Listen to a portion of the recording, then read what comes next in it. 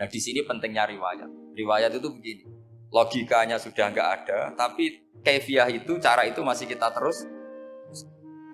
Dan itu memang, saya ulang lagi, harus tahu asbabun nuzul. Saya beri contoh ya misalnya, wa idza darabtum fil ardi falaysa 'alaikum junahun an taqsuru minas shalah. Terus ayat di mana? In khiftum ayyaftinakumul ladzina kafaru. Jika kamu pergi dalam keadaan takut ditangkap orang kafir atau takut diculik orang kafir, maka kamu boleh mengqasar salat. Itu jelas ada ayat in khiftum ayyaftinakumul ladzina kafaru. Jika kamu takut diculik orang kafir. Sehingga ketika ba'da fathi Mekah, setelah Mekah dikuasai Islam, Umar tanya, ya Rasulullah, kenapa engkau masih sholat qasar? Bukankah kita sudah aman? Waqad qala ta'ala in khiftum ayyaftinakumul ladzina kafaru. Allah ngendikan boleh mengqasar itu kalau dalam kondisi takut. Waqad kunna fi amrin, sekarang kita sudah aman. Jawabannya Rasulullah itu unik. Ya Umar, hadhihi shadaqah faqbalu shadaqah. Ini sedekahnya Allah, bonus sudah terima saja, enggak usah catatan-catatan. Sehingga era Umar ya ada lagi yang tanya Umar ke gitu. Kata Umar, sa'al tu dzalika Rasulullah sallallahu alaihi wasallam faqala hadhihi shadaqah wa faqbalu shadaqah. Sudah ini bonus dari Allah, terima kasih. Ini kan unik. Padahal kalau secara disiplin ilmu kan begini. Kamu boleh mengqasar sholat kalau dalam bepergian dan dalam keadaan takut. Logika hukumnya kalau tidak takut, tidak usah. Sama seperti begini. Kamu kalau pergi jauh seperti saya Pak On, itu ngosor sholat apa enggak? Ngosor kan? Alasannya kalau kosor itu, kalau pergi itu masyakot, repot. Sekarang pergi kita pakai Alphard, pakai Innova, bawa uang, disupirin, itu masyakot enggak? Enggak kan? Tetap boleh jamak enggak? Boleh. Sebenarnya kamu jamak itu karena pengetahuan hukum apa karena enak jamak? Kalau alasannya masyakot, kan sekarang sudah ada. Enggak repot. Ya sudah pakai hadis tadi, ini hadiah, terima saja. Jadi makanya agama itu riwayat.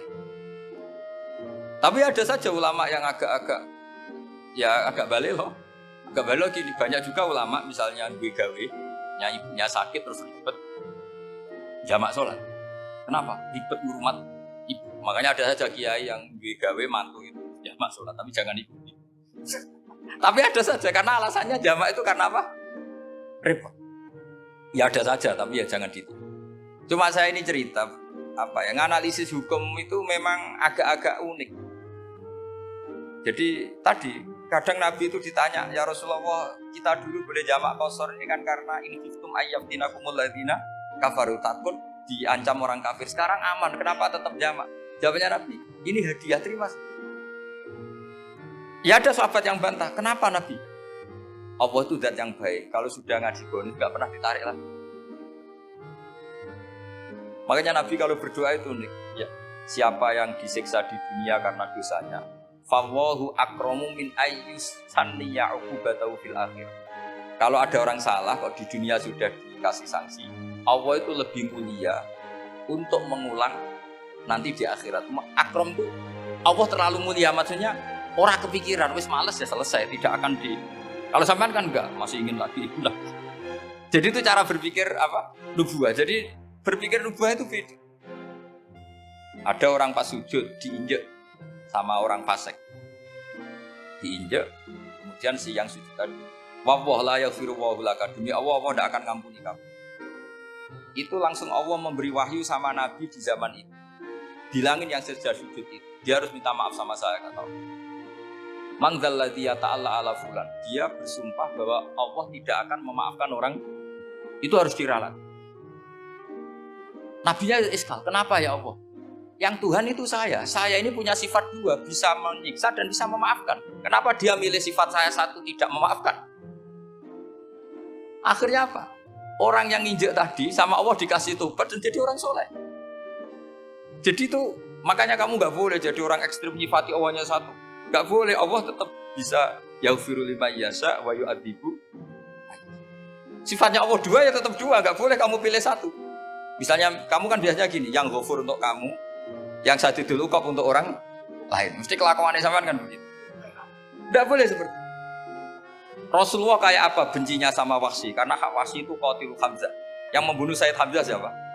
Itu bencinya bukan main Rasulullah. Sampai maksud-maksud Wahsy. Tapi sama Allah malah diturunkan ayat laisa laka minal amri syai'un aw yatuba alaihim aw yu'ad. Muhammad, meskipun kamu kekasih saya itu tidak wilayah kamu, maafkan atau enggak, terserah saya kata Allah. Ternyata betul, malah wahsi dikasih tobat. Nah sekarang enggak, orang itu nyifati Allah sama orang lain syadidul iqab, kalau sama dirinya enggak boleh seperti itu. Allah ya sifatnya tetap. Jadi boleh kamu misalnya berdoa, ya Allah mbak yang cantik itu semoga dapat jadi istri saya. Mbaknya juga boleh berdoa, ya Allah naudzubillah min dzalik. Jadi ini adu kekuatan, nanti terserah nanti Allah pihak yang mana. Kayaknya pihak yang perempuan mungkin. Karena kasihan kan kalau cantik dapat orang apa. Saya tuh andaikan boleh fatwa fikih, yang saya haramkan tuh orang jelek dapat orang jelek. Karena kasihan anak-anaknya, tahu-tahu jelek banget. Jadi itu kan kasihan itu. Jadi dalam Islam itu seperti itu. Jadi apapun benci kita sama musuh kita, Allah bisa saja memperlakukan musuh kita secara baik. Karena Allah itu yaghfir. Tapi kita harus sifati Allah yaghfiru liman yasha wa yu'adzibu. Jangan karena kita benci seseorang seakan-akan Allah sama dia pasti pasti menyek. Itu yang dicontohkan Allah kepada Rasul. Dia udah cocok sama Wahsy. Malah Wahsy dikasih begini. Makanya terus ada ayat apa laisa laka minal amri syai'un aw yatuba alaihim aw Muhammad, tidak wilayah kamu, saya menentukan mengadab atau mengam. Makanya rata-rata kiai ulama itu halim, orang halim itu lainal janib, tidak gampang menvonis orang lain. Biar Allah tetap dengan sifatnya yaf'alu ma yasha, bahwa Allah bisa melakukan apa.